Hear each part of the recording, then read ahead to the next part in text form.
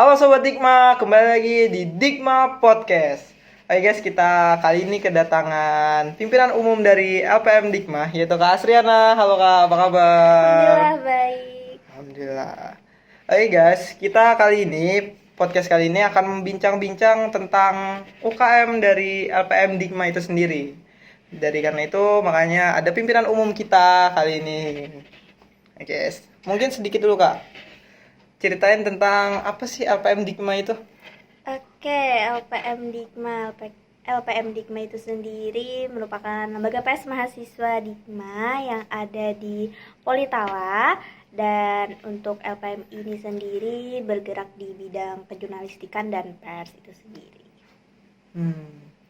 Nih kakak nih sebagai pimpinan umum, misalnya kita masuk ke dalam organisasi kakak, kita diajarin apa sih yang kita dapat gitu loh di LPM itu, kita ngapain aja sih gitu? Kalau apa yang kita dapat di LPM pastinya ilmu-ilmu tentang kejurnalistikan, kemudian tentang pers itu mencakup fotografi, desain, kemudian penulisan, redaksi, dan yang pastinya tim produksi gitu. Mungkin kita lanjut tentang proker apa aja sih yang ada di LPM dan yang sudah terjalan gitu. Kalau proker di LPM banyak sekali. Ada ya yang proker mingguan, bulanan maupun tahunan. Dan kalau proker yang udah terlaksana itu salah satunya Mubes, musyawarah besar, kemudian ada family gathering, dan juga yang baru aja terlaksana itu PJTD, pelatihan jurnalistik tingkat dasar. Dalam mingguan, bulanan, tahunan, Yap. itu apa yang membedakan? Oke, kalau yang membedakan pastinya periodenya, jangka waktunya. Kalau mingguan berarti produksinya setiap minggu, itu contohnya ada Dikma Info, di mana anak-anak LPM itu bikin artikel yang nantinya di-up di websitenya LPM Dikma. Kalau bulanan itu periodenya tiap bulan, dan yang salah satu contohnya itu ada Dikma Info juga, tapi pempublikasian di medsos LPM, Instagram. Kemudian ada ini podcast. Terus yang tahunan itu sekali dalam periode. Contohnya Mubes tadi, musyawarah besar. Kemudian PJTD, terus Disnatalis, visitasi LPM Dikma, Dikma Goes to School, pokoknya banyak banget. Untuk PJTD kemarin, menurut kakak itu sukses atau banyak masih kekurangannya? PJTD alhamdulillah sukses banget karena kita mendatangkan pemateri yang luar biasa. Kemudian kalian juga para peserta itu bisa memahami lah, ada output yang kalian hasilkan juga dari PJTD itu sendiri. Jadi bisa dibilang sukses. Oke, PJTD kan sudah tuh terlaksana dengan baik dan benar dan sukses. Jadi selanjutnya aku dengar-dengar ada proker tentang Goes to School. Nah, itu proker apa sih dan kapan kira-kira terjalannya? Kalau proker Dikma Goes to School itu sendiri rencananya habis hari raya sekitaran bulan Mei lah. Dan prokernya apa aja itu yang dikerjain, kita berkunjung ke sekolah-sekolah SMA, SMK terkhusus di Kabupaten Tanah Laut. Kita ngenalin nih ke adik-adik yang di SMA maupun di SMK apa itu LPM. Nice. Gitu. LPM Dikma tentunya ya. Terus kita kembali dikit ya.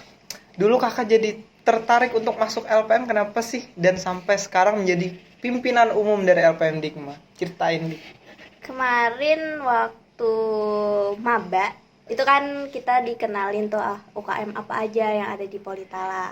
Kemudian tertarik nih sama LPM Dikma karena kayaknya asik deh, kayak ngeliput-ngeliput wartawan, ketemu banyak orang. Jadi kayak ya udah pengen aja masuk, dan akhirnya sampai sekarang 2 periode.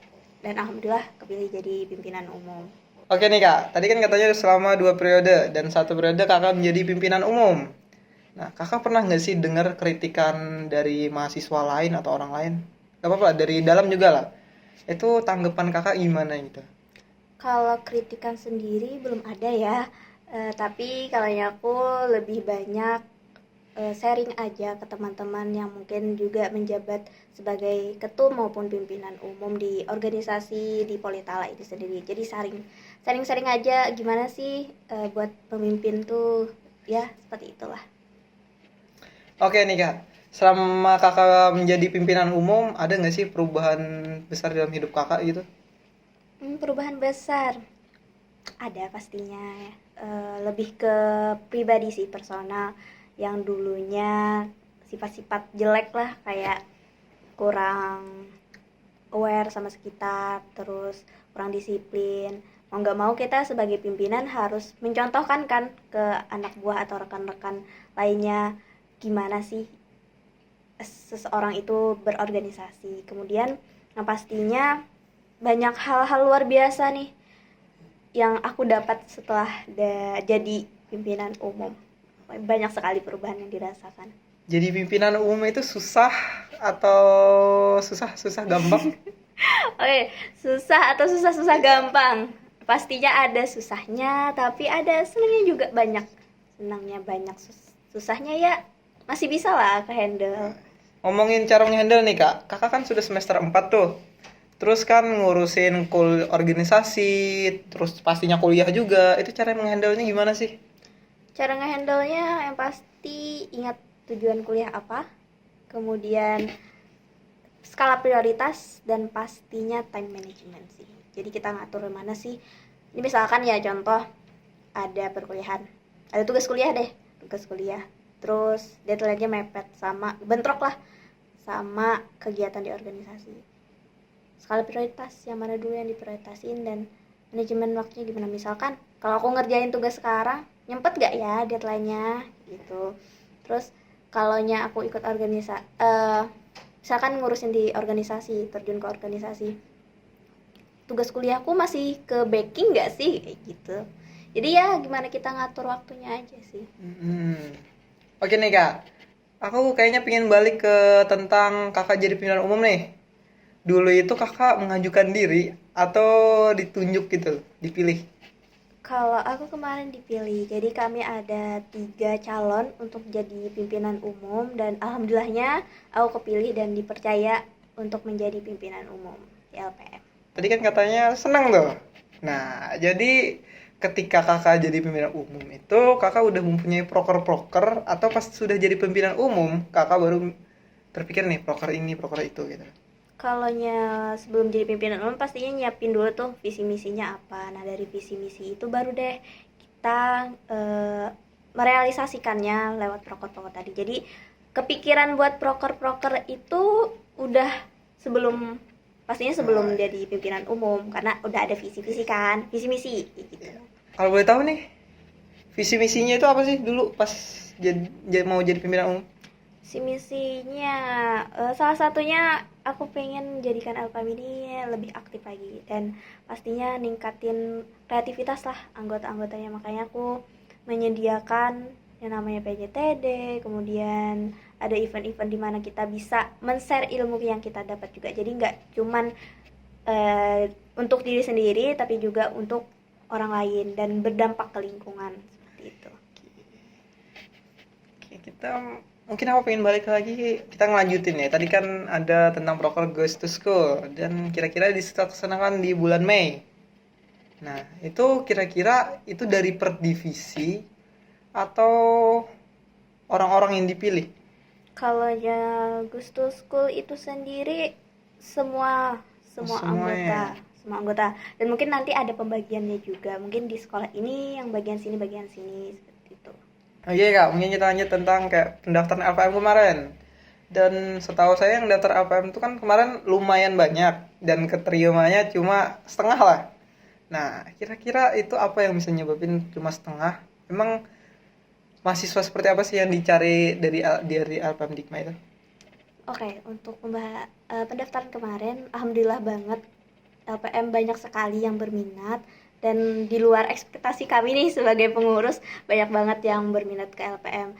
Dan memang gak semuanya bisa kami terima pastinya, karena di LPM sendiri lihat nih orang-orang seperti apa yang layak lah masuk ke LPM, gimana kompetensi mereka, kemudian integritas mereka dan kontribusi apa yang mau mereka berikan ke LPM. Jadi kemarin kan ada wawancara, kemudian ada juga sebagian dari anggota yang melampirkan karya lah untuk meyakinkan kami untuk layak itu masuk ke dalam LPM itu sendiri. Di LPM ini tidak harus mempunyai basic skill atau bisa dia sambil belajar? Untuk harusan itu nggak harus, cuman kalau emang udah punya itu lebih baik lagi karena kita sama-sama belajar juga kok di sini. Oke nih Kak, mungkin terakhir harapan Kakak nih untuk penerus-penerus Kakak, adik-adik Kakak gimana? Untuk harapan ke penerus selanjutnya pastinya jadikan LPM Dikma lebih baik lagi, munculkan inovasi-inovasi baru, kreativitas yang wow, dan jangan terpaku sama proker yang udah ada. Kembangkan proker-proker baru, meriahkanlah LPM Dikma. Oke teman-teman, jadi itu harapan dari Kak Asriana. Semoga LPM Dikma bisa menjadi lebih baik lagi sesuai harapan dari Kak Asriana. Baik teman-teman, itu tadi podcast kita pada hari ini. Terima kasih kepada Kak Asriana yang sudah datang pada hari ini.